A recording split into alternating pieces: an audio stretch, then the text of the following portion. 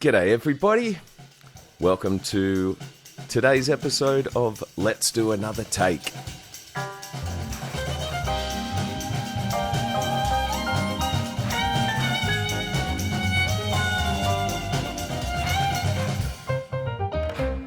In today's episode, I'm chatting with a legend of Australian music and one of the greatest songwriters this country's ever produced, the amazing Tim Rogers.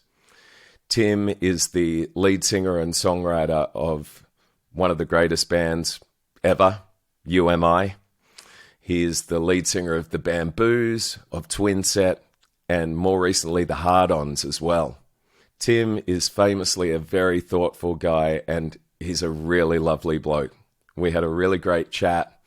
Unfortunately, I had a massive power outage right at the start of the conversation and lost the first probably half an hour of our chat. But what remains is still a great chat. So sit back and relax and enjoy my conversation with the one and only Tim Rogers. So when a couple of years ago, I talked about it a bit, I tried to get out of touring. It was probably 3.5 years ago, and I was touring with UMI and just was really unhealthy in every way up there and here and tried to get out because I was thinking, a lot of people say as soon as making music stops becoming fun, I'm getting out. Yeah. But no one ever wants to because it's you always think, well, tomorrow night might be great. Yeah. But I had this succession of nights or weeks where I just was not enjoying. And I thought, well, I'm going to get out. And so told Andy, our manager, very quietly, and I told Davey and Russ, and I said, look, I'm going to go and get a job and I'll do something if we really need to, but I can't do this anymore. And so just got a bartending job in the basement at the SB, and it was great. Wow. Challenging because people often just treated you like, gaffer on your boot heel. Yeah. Really just rude, and it's just part of the job. But it was helping with my OCD and hand washing stuff because you can't, you want to keep your place clean and your work environment clean, but you can't keep yourself clean all the time when you're cleaning toilets.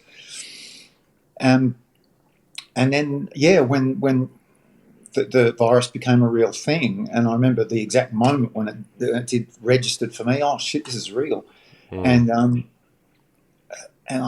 was told I was laid off, and I thought, wow, what kind of an idiot in the period of pandemics is a musician and works in hospitality? There's two jobs in one day, just Yeah, totally. And, similarly. I think back in a position now pretty healthy where it's that just feel very fortunate. And I guess even during the past couple of years, I mean, at least for the anxiety and the kind of terror about what could happen, I guess at least I thought we could dive into our imaginations for hours or minutes or entire days, and certainly got a lot of writing done, but were you happy with what you were coming up with? Well, it was good to edit things down when we were rehearsing these new songs for the Twin Set record yesterday. I was looking at the lyrics and thinking, well, for the first time in a long, long while, probably 35 years, I was really happy with this verse is good. And I was glad that in that period of not touring, I could just whittle things down because I don't do that, and I didn't for probably 25 years, just writing lyrics down and thinking, oh, well, no one cares anyway. And then I think the first time I was forced to examine it was when we were working in Los Angeles with George Drakoulias on UMI's fourth record, and George would have no qualms about going, what the fuck is this? And I love George, and he's a magnificent man and a friend, and but he'd really grill me, and still I remember going around to his house and he and his wife, we were just sort of drinking some cocktails, and he was going through that song Heavy Heart, going, I don't know. And I had to cross things out, and now still when I play that song, there are still lines that I just think I could do better than that. It just doesn't Wow. hit it for me. Berlin Chair means kind of really nothing, but I'm not going to change it now because people seem to like it. And Yeah, just a bit. but so now looking through this and the last UMI record and this twin set record, I'm looking through and thinking I'm really glad I had that time and a tiny bit of discipline to edit them, and musically as well, because each of these songs and each of the UMI songs went through, I reckon, 4 different permutations before I gave them to the band. And similarly with these songs, each one had a completely different feel, different chord changes, lyrics, and then whittle down, whittle down, whittle down. And I think that writing or attempting to write fiction has helped with that, because although I haven't published any fiction, that's an ongoing process. And my editors are just relentless. I mean, I never knew that there was this much red ink in the world, and they'll just, this is a tautology. You're repeating. This is unnecessary. Yeah. And you get that back, and it hurts.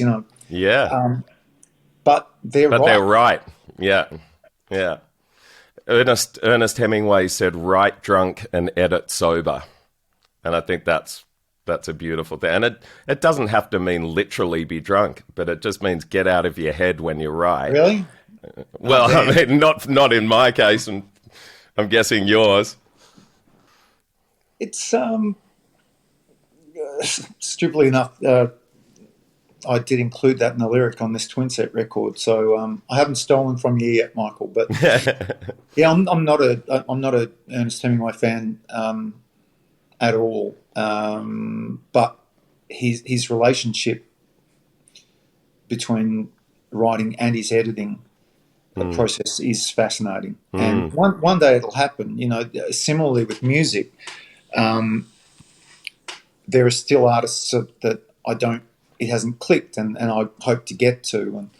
And Grateful Dead being one, I thought they were the enemy for decades. And remember really early on in my gig going days, Brett Carrotta, who was the guitarist in Mass Appeal, who I worshipped, used to wear a Grateful Dead T-shirt, and I thought, wow, what's this hardcore punk band, and Brett's wearing a Grateful Dead T-shirt. Yeah. And then I was drinking with my friend Len, who lives in a town just up the road, and he's a little older than me, but he played me this. He's a Deadhead and runs this little curio store, and we just kind of get together on Sundays if I'm home and drink some wine and talk, and it just suddenly got me. And wow, I love that. Yeah, we were listening to Europe '72 and this song Jack Straw, which is track number 4 on the original release of Europe '72, and I just thought, what have I missed? And I called Brian Nankervis, actually, who's the biggest Deadhead I know, and said, what have I fucking missed? And he said, welcome, my boy, welcome, and sent me hours and hours of Grateful Dead stuff. And similarly, I thought that they were they're just this jam band, bleh. But there's so much else going on. I mean, there are records where it's dull, but they use. There are songs where some of their chord changes that, like Hoagie Carmichael could have written them, or Jerome Kern. It's not just blues based. And I'm going to have to check them out because I never got them. There's a lot there, and people will say, "Oh, yeah, Working Man's Dead." It's their acoustic record, or American Beauty. They're the ones that people say, "Oh, they're the best." But they're good, and they're good records. But Blues for Allah, Terrapin Station, but Europe '72, I think, is probably my favourite. There's stuff there, Okay. and why I brought that up is because I'm looking forward to getting into Hemingway at some stage. I love Movable Feast, but it's great that there's so much out there, and things you'll get them. It's even in a bunch of like you and I, who are we're pretty nerdish. Well, and then saying that, the Hard Ons, why we're such a family and why, everyone gets on so great is because, we've known each other for 35 years, but the Hard Ons, I mean, there's no more intense musical discussion than in a van with those guys. Yeah, right. We drove to Bunbury from Perth the other day, back and forth, and I giggled so hard I soiled myself. But the musical discussion was great because we were talking about the Fall, and I'm fascinated by the Fall, but I'm not as big a fan as a couple of friends. And in the process of the 3-hour drive or whatever it is, everyone said, well, I know this Fall record that you might enjoy. And and so since we've gotten home, we're all just sending each other Fall records that we reckon we should listen to. So the next Hard Ons record, which we start in December down in Tasmania, is going to be batshit. Nice. Once you start going into the Fall territory, it's like, whoa, okay. Song structures and vocal delivery, it all goes out the window. And yeah, wow. When you say that we're working on, are you working with the Hard Ons? Yeah, well, I sing with them now. And oh, great. Until they throw me out. But we did the last record together. I'm sorry, sir, that risk's been taken. What a great title. Yeah, it's awesome. And it's a great record. Blackie wrote all of the music, a couple of songs with Ray and Murray, and Blackie wrote all the lyrics apart from 2 songs. And this next record, which we're going to do at Mona on a desk. Oh, wow. That apparently the Beatles worked on. I don't know whether it's the Abbey Road studio or not, but I was down in console probably.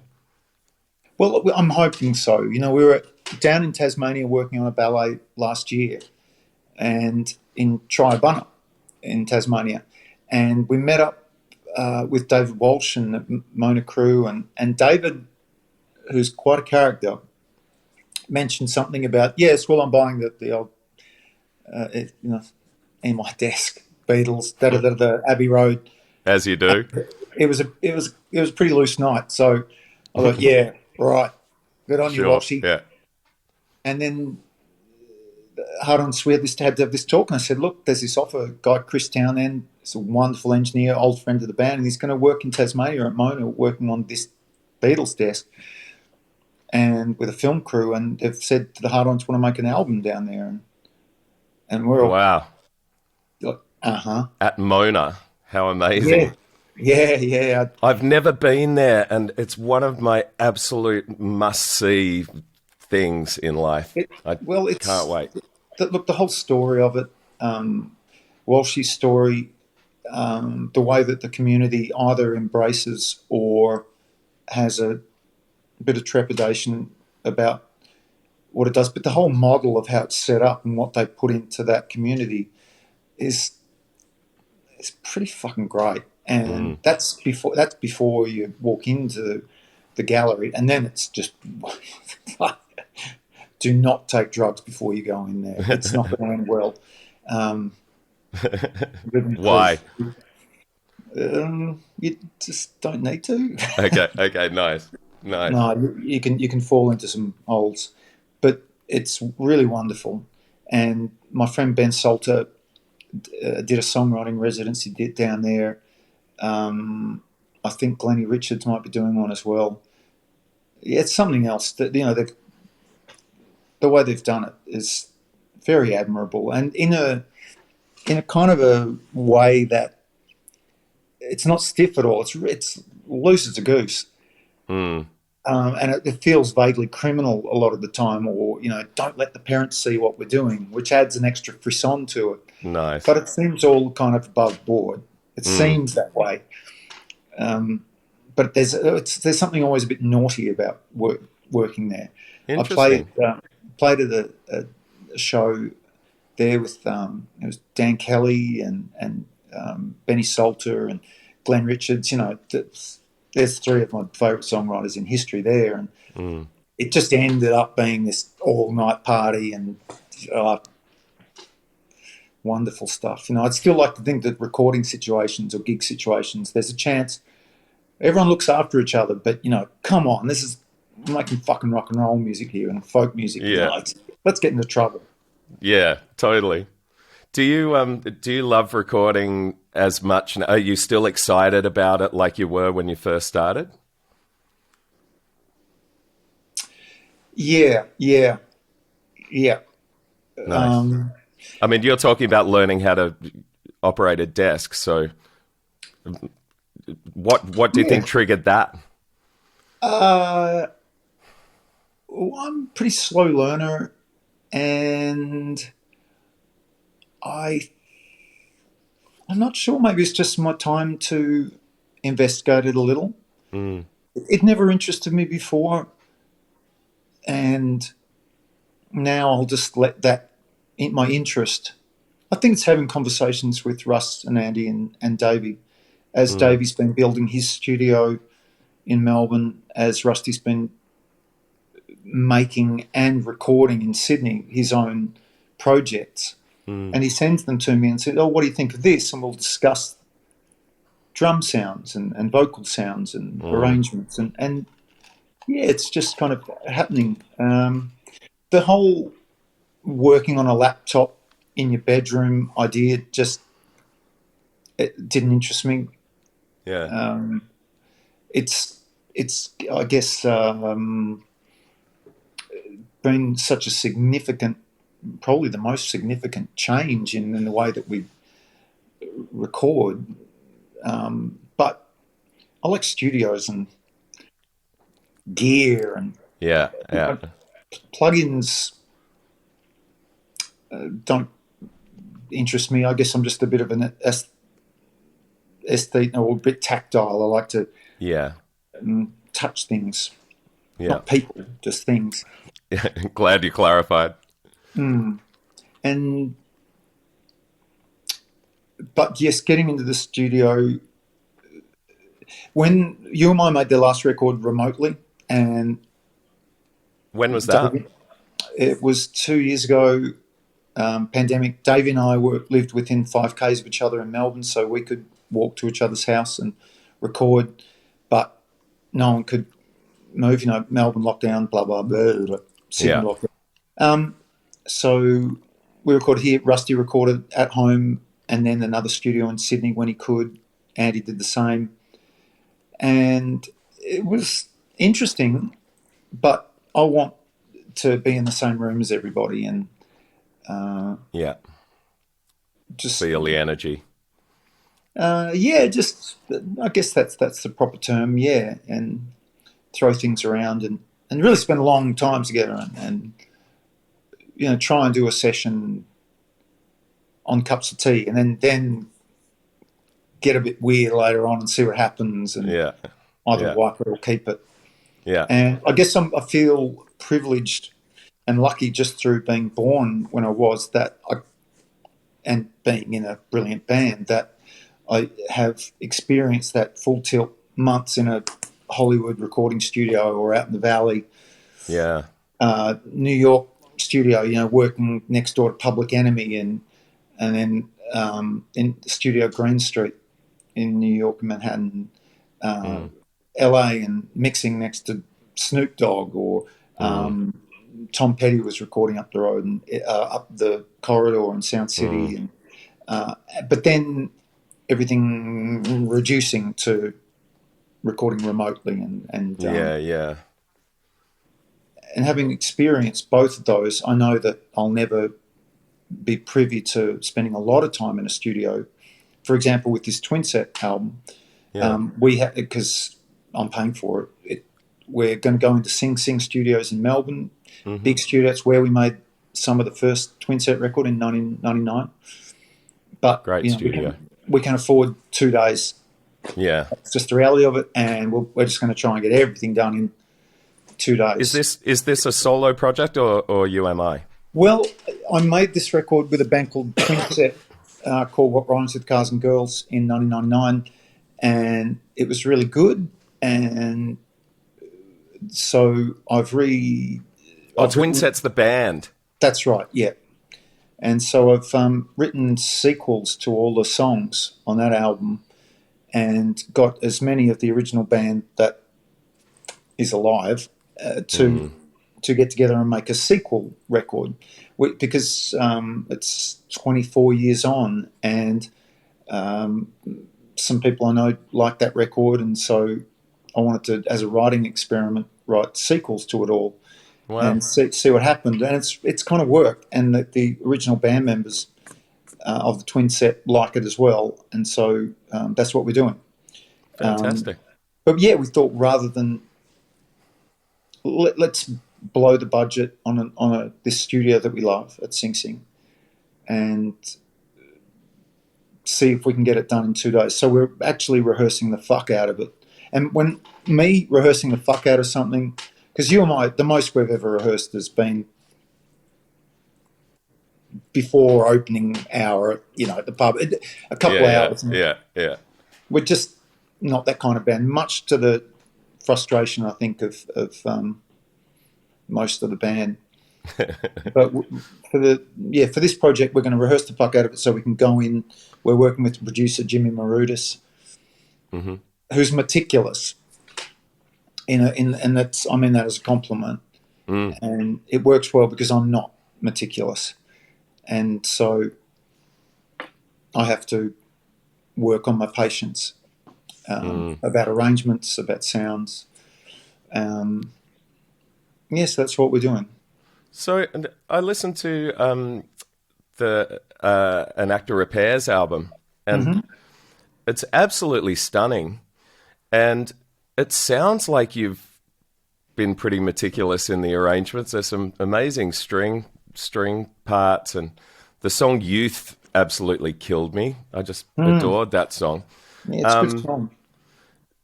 So was someone else taking over the reins of the kind of the string arrangement side of things, or was that something you did that? No. With the string arrangements, I've got a couple of friends, Melanie Robinson, Jen Anderson, Zanny Kolach, who are string players who can arrange. And so the way I do it is give melodic references or other just melodic references, harmonic references, which they then inevitably will do something better. But, we collaborate on the initial idea and then we talk about the sound. So I can never take credit for the string arrangements, but it's nice collaborating on those because my working relationship with those three women is that they know that I've got a very basic grasp of scrivening and music notation. Right. Yeah. And they're okay with that. Yeah. And similarly, Shane O'Mara, whose studio Yikesville that we used for that record, knows similarly that my musicology is limited, but that's okay with him because his musicology is vast and he's an ounce of a studio, so it works. I love how angular the strings are on that record. Well, if you're going to use them, you might as well use them. I mean, just using them as beds. Jackie Orzowski, dear Jackie, who we worked with on Hourly Daily, in particular, would say, I get asked all the time to just give beds, and he said it's a waste. Just synth it up, And I found it insulting to composers and to string players, and so to let their freak flag fly, and also similarly with the horn players, Remco, who played saxophone on that album, he did takes which could be deemed quite straight. And then we'd say, let's Ornette Coleman the fuck out of this, come on. And he'd do that, and it would always be the Ornette takes that we'd run with, or the Russ and Roland Kirk takes. Yeah. Yes, so if you're going to employ these different instruments, you might as well see how far you can take it.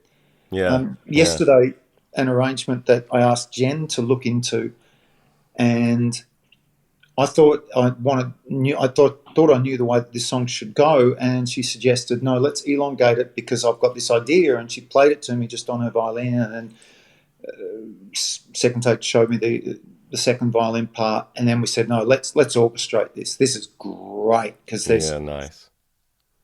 something more than just solo violin going in. It was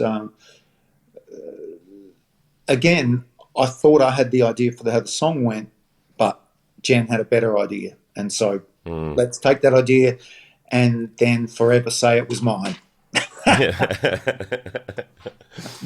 Oh, that's great. There's something so special and magical about when you've been working on a song and finally you get to record a beautiful string ensemble. It never stops being magical, that sound. It's seductive. Yeah. So are you more seduced by the studio or the stage? Oh,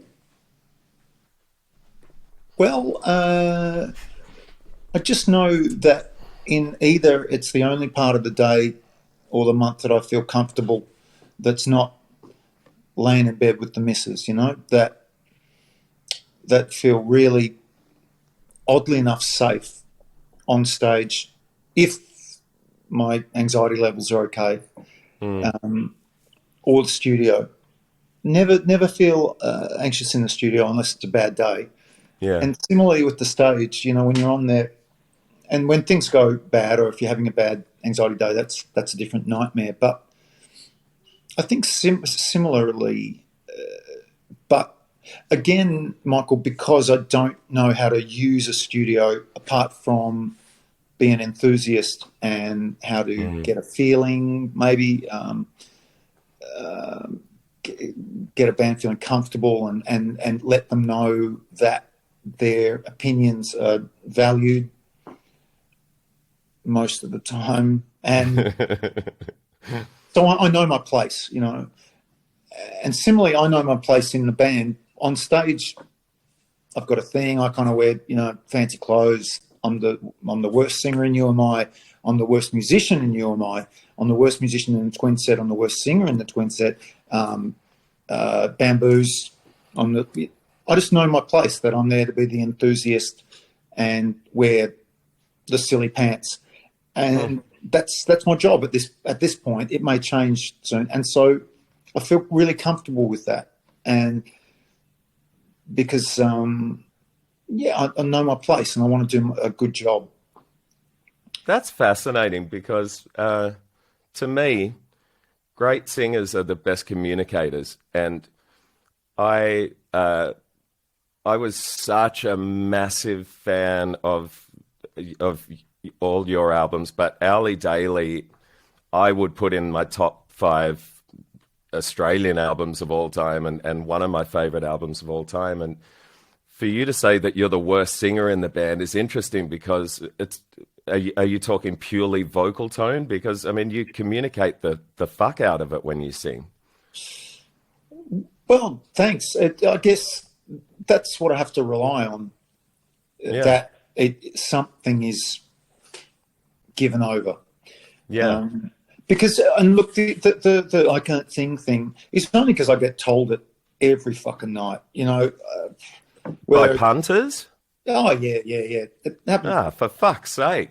No, it's water off the back at the moment. Yeah. Kind of, but it still gets me because I love singers, whether it's Teddy Thompson or Linda Thompson or Richard Thompson, all the Thompsons, Ella Thompson. And there's kind of limits to what I can do just through physiognomy, I guess. Yeah. And physiologically, but so be it. I just have to rely on that I'm communicating something. But you know, so it's not a put down. It's just I've heard everyone in my band sing, but this is the way we've ended up, and I tend to write most of the songs for the band, and the other guys don't really want to sing them. They think that the communication works better if I sing it, and so that's where we are, and it's great. You know, but you just get told something so often. I mean, I got told when I was 13. My dad and mum are beautiful singers. My dad was a beautiful singer and gorgeous. And even as a kid and doing musicals and theatre and things, and I was just getting back of the chorus, you know. Wow. Yeah, it's what happens. And so, again, I know my place and just try and do the best job I can with what I got. So if you could go back and talk to that kind of kid that got told to go at the back of the chorus, and do you think if he saw you now and saw what you'd achieved, how do you think that kid would have processed it? Gee, I don't know. Would he have believed it?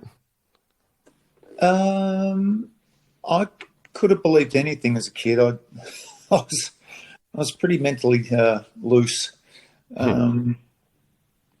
Yeah, I guess so. I don't know. I haven't really thought about. I guess I do think about that kid a lot when I sing with the Hard Ons, because I worship those guys and I worship those guys. And so now, being on stage with them, I do have times where I go, wow, because I was the kid at the front of the stage mouthing everything, hoping that Blackie or Ray or Kesh would see me and go, hey, that kid knows all the words. Get up here and sing. Wow. Here you are. And I did it to a young lady at a show in Fremantle the other day, and unfortunately she didn't know any of the songs. She was just there with her parents. Right. And so I said, hey, come sing with the band. And then she got up and said, I don't know. I'm just here because I'm interested in rock and roll. Okay, here's play the tambourine. Yeah, no. It was like kind of, and I guess seeing kids at gigs, you always want to just say, hey, you can do this thing. Just be cool and hang out with your friends and listen to as many records as you can, and stay off your phone and read books. Yeah, but it didn't work on Sunday night in Fremantle. I mean, how many people, honestly, as a kid, stand in the front row of their favorite band and then end up singing with that band? It's a pretty amazing story.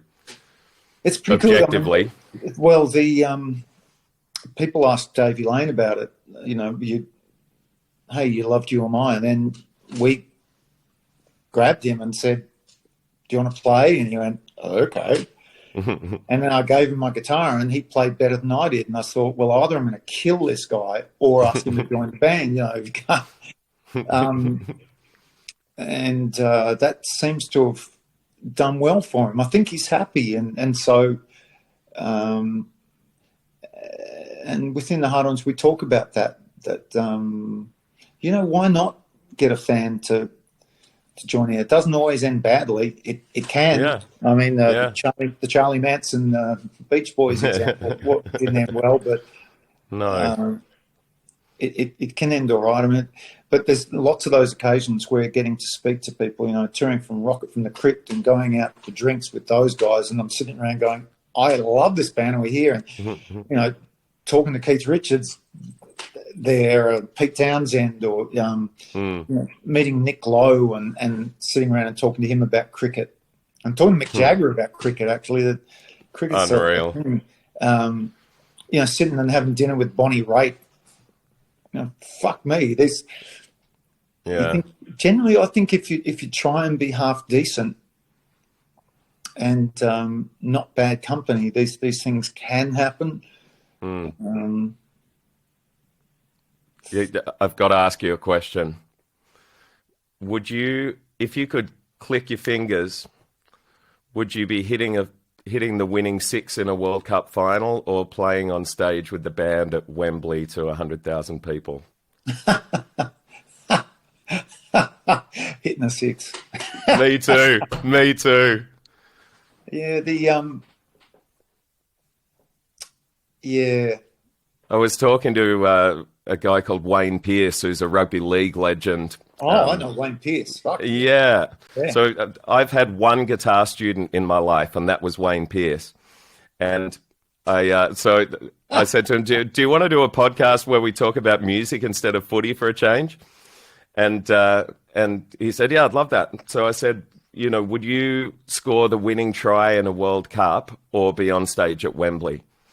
And he said two really interesting things. One was I've kind of experienced those incredible highs on the sporting field, so I would choose the Wembley thing. But the thing that really fascinated me is he said, I don't dream about hitting the winning six or scoring the winning try or the winning goal. It's not about being that person. It's just about being part of the team that does that. And it was a totally genuine thing. Whereas me, you know, I felt like, fuck, how, you know, egotistical am I that I want to be the one that hits the six or scores the goal? And for him, it was all about just being part of the team. He didn't care at all whether he was the one that had that kind of moment. That's lovely. And Yeah. I don't think it's necessarily a bad thing to want to be the front foot drive over the boundary.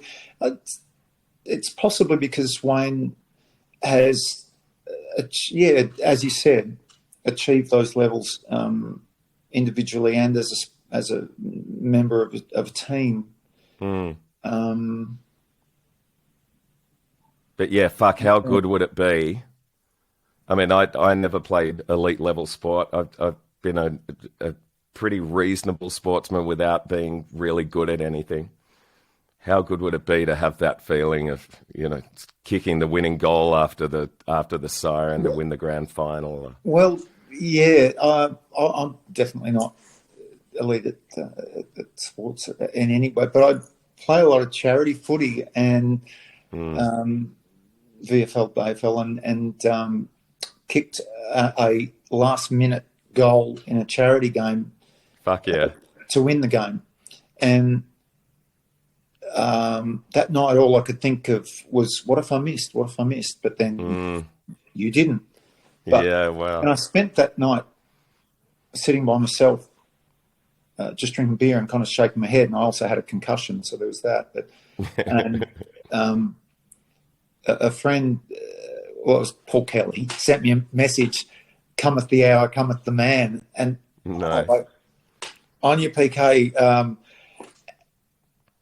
and all I can, my only memory, possibly because I was concussed, is how quiet it was as I was running in for the goal. And I heard there were 10,000 people there at this game. Wow. And my daughter was still living in Australia and she was in the front row. I knew she was there. And it was a charity game. It was fun, but I do have a bit of white line fever. And as I was lining up, I cannot, and I've seen footage of it, and there were people just yelling at me, you know, you fucking twat. You fucking husband. And how far out were you? Do you want the truth or the legend? You give me both. It was probably 25. You know, so that's still easy to miss. It's very easy to miss, and oddly easier to miss than maybe from 40. But hey, I didn't. Yeah, exactly. I remember years ago when I was first really wanting to get into production, and I was talking to Wayne Connolly. Oh yeah. And I said, look, would you mind if I just picked your brains about how to, you know, get into production? And he said, no, not at all. And I said, you know, I've been freelance producing for a number of years and I feel like I do good stuff, but I just don't know how to get to the next level.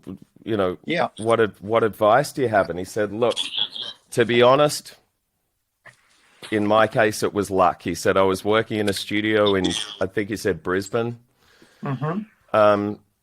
And he said one day there were a bunch of us on staff. And he said, one day we got a booking to do a recording for a band, and I was the one that got the booking, and he said that band was UMI. And he said, ever since then, I still get work because I've worked with UMI. And it could have easily been the other engineer on staff that got that gig. Well, we still get work because we work with Wayne Connolly, really. he had so much to do with the way we sounded. Remember, I think probably the first session that we did with him was maybe doing a single, and I know that a song called "How Much Is Enough" was on the B side maybe, and Wayne, who I loved as a singer, songwriter, musician, I used to go and see his band, The Welcome Mat, a lot. Oh, And, I didn't know that. I didn't know he was in that band. Right. Yeah. And he, at the end of recording the first take, said, I was doing something vocally at the end that wasn't what it ended up being. And he said, why don't you try doing something more Tim Rogers? And that's the first time I'd heard that. I hear it a lot. And it normally means, do a lot of that kind of business and swing your arm around. But he said, do something more Tim Rogers. And I thought, well, that's a bit odd. I was pretty young. And so I did. And that was kind of yelp and be emotive rather than be smart. And that's what I've continued to do, fuck being smart when you can be emotive. But that was Wayne who did that. And I thought, if he's suggesting it, he knows, he's got the right idea. When you were, first of all, when fame first came upon you, was it an amazing thing, or was it a punch in the face and terrifying? When fame came upon me. Sorry, that's a weird way of asking it. Let's rephrase that. I think it was always at a very odd level, because when the band became quite big, we were always overseas playing to no one. Right. And being told by folks overseas what we needed to change in order to replicate the success at home overseas. We'd come home, do a tour for a couple of weeks, play in front of a lot of people, and then go back to playing to 2 people in San Diego every time. And that was just the way the band operated. And I remember one night in Brisbane, and it was the first time we got over 1,000 people at a show. It was at the Arena in Brisbane, and we were excited because our manager, Kate Stewart, came back every couple of minutes and said, wow, there's 400 people in the building. Or shit. And she came and said, 600 people there. And then at a point she said, there's 1,300 people there. And I went, wow. And we played okay. Wow. And then afterwards, the venue owner or the venue manager came to me, and he had under each arm 2 women, 1 woman, and in that very kind of sickeningly stereotypical, hey. And the gentleman said, well, these ladies would like to show you a good time in Brisbane. And I thought, oh, this is happening. Yeah.